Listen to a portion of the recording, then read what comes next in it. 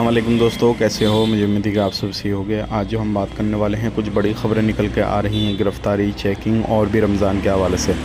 सबसे पहली खबर की तरफ बढ़ते हैं। जो बड़ी खबर आ रही है निकल के कुवैत से, अभी जो है रमज़ान का जो है टाइम करीब आ रहा है। जितने भी वकाले, शॉपिंग वगैरह, मॉल वगैरह जितने भी हैं, सारी जगहों पे चेकिंग शुरू हो चुका है और सारे प्रोडक्ट को चेक किया जा रहा है। कहीं एक्सपायरी वगैरह या कोई ख़राब वगैरह तो कुछ नहीं है इस तरीके का। दूसरी खबर की तरफ बढ़ते हैं। दूसरी खबर आ रही है निकल के, 57 लोगों के ऊपर केस दर्ज किया गया है और उन्होंने 17,000 पेडी का घपला किया है 1 साल के अंदर। और इनके मोबाइल फ़ोन वगैरह बंद आ रहे हैं और इनके कफ़िल ने केस दर्ज कराया है और सफ़र जो है उनका बैन कर दिया गया है। कुवैत को तो छोड़ नहीं सकते अभी।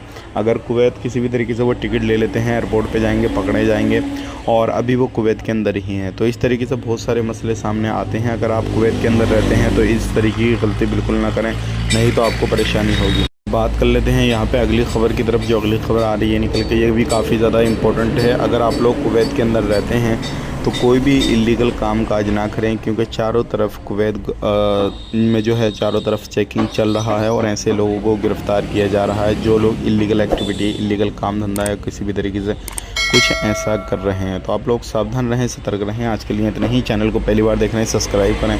आप अपना ख्याल रखें, अपनी फैमिली वालों का ख्याल रखें। Take care, bye bye.